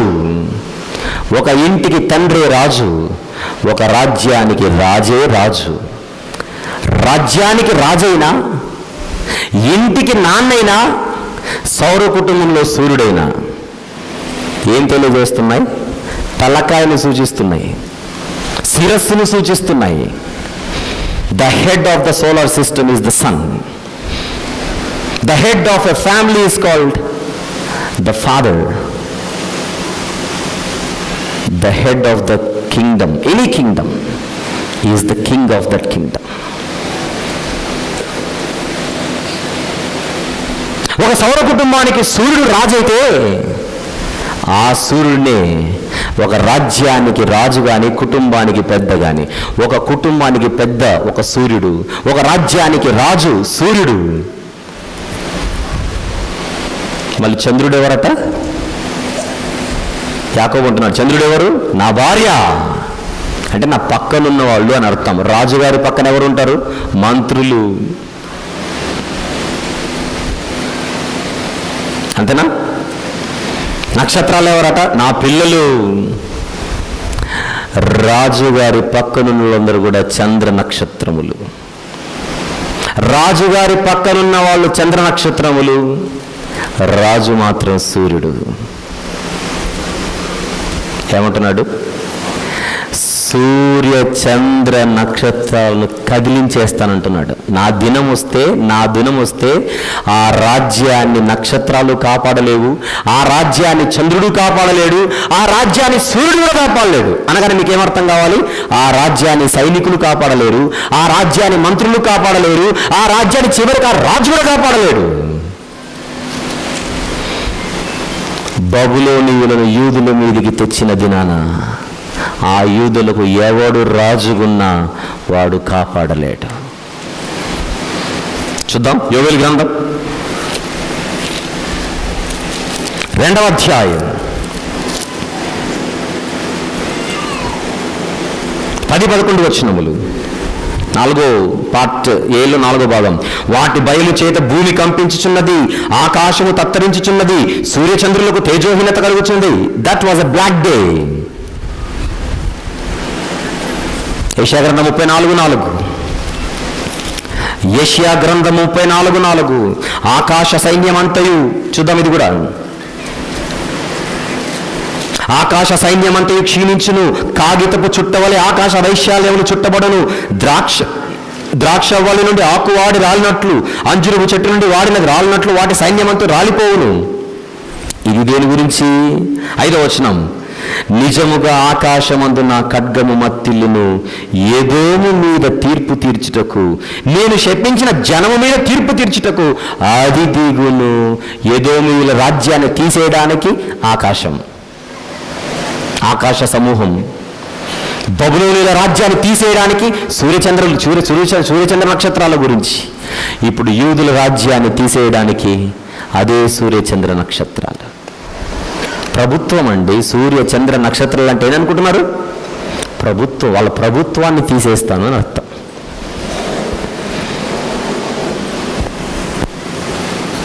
ఆకాశంలో చంద్రుడు ఎప్పుడైనా రెడ్డికి కనపడితే యోవేలు గ్రంథం తీయకండి. ఆకాశంలో చంద్రుడికి యోవేలు గ్రంథంలో చంద్రుడికి సంబంధం లేదు.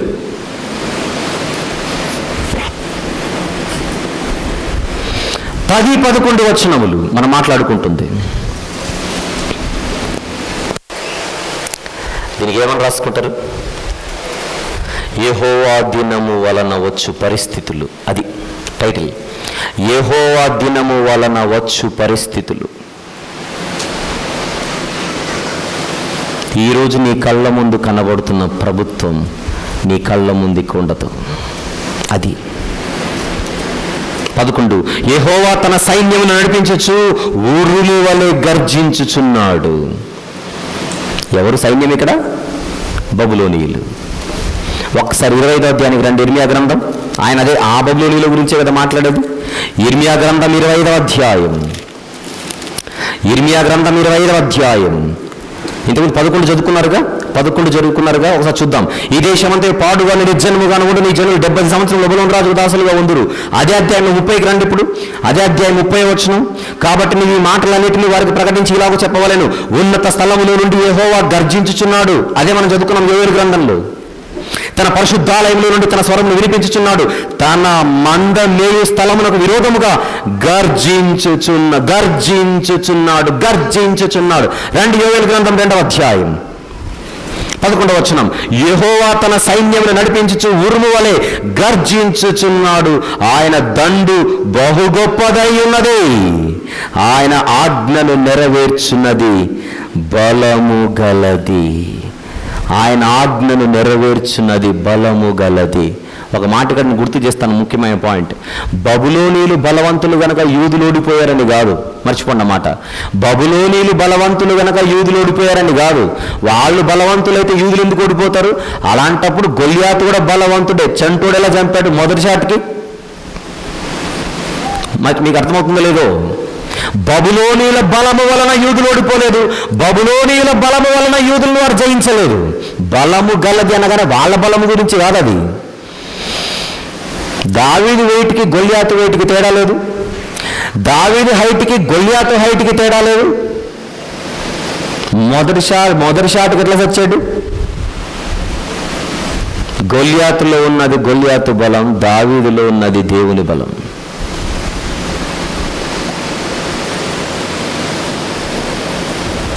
ఇశ్రాయేలు సమూహం ముందు ఎర్ర సముద్రం చిన్నపోయింది. ఒకరోజు మోషే చెయ్యి ఎత్తాడట.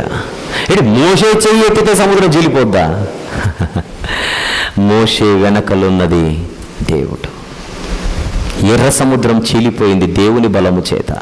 గొల్యాతు చచ్చిపోయింది దేవుని బలము చేత. ఈరోజు యూదుల మీదికి రాబోతున్న బబులోనీయులు దేవుడిచ్చిన బలము చేత రాబోతున్నారు. కాకపోతే ఇక్కడ జోక్ ఏంటంటే బబులోనీయులకు అది తెలియదు. వాళ్ళు దేవుని మీదే మళ్ళీ తిరుగుబాటు చేస్తే తొక్కేశాడు తోలు తీసి. బలము మనిషిని కాదు. బలం ఎవరిదో చూద్దాం. ప్రకటన గ్రంథం 18వ అధ్యాయం. ప్రకటన గ్రంథం 18వ అధ్యాయం 8వ వచనము చూద్దాం ఒక్కసారి. అందుచేత ఒక్క దినముననే దాని తెగుళ్ళు. ఎవరి గురించిది? 2వ వచనం. అతడు గొప్ప స్వరంతో ఆర్భటించి ఇట్లనే, మహాబబులోను కూలిపోయిన. ఇప్పుడు బబులోనులకు పండుగ గురించి మాట్లాడుతున్నాడు అక్కడ, చుక్కల గురించి. 8. అందుచేత ఒక్క దినముననే దాని తెగుళ్ళు అనగా మరణము, దుఃఖము, కరువు వచ్చును. దానికి తీర్పు తీర్చుచున్న దేవుడైన ప్రభువు బలిష్ఠుడు. దేవుడు బలిష్ఠుడు గనుక అది అగ్ని చేత బొత్తిగా కాల్చివేయబడును. బబులోనీయుల మీదకి ఏ బలిష్ఠుడైతే రాబోతున్నాడని చెప్పాడో ప్రవక్త, వచ్చాడని చెబుతున్నాడు. యూదుల మీదికి అదే బలిష్ఠుడైన దేవుడు బబులోనీయులకు బలాన్ని ఇచ్చి పంపుతున్నాడు. యెహోవా దినం 11వ వచనం 2వ అధ్యాయం యోవేలు గ్రంథం. యెహోవా దినము బహుభయంకరము, దానికి తాళగలవాడెవట.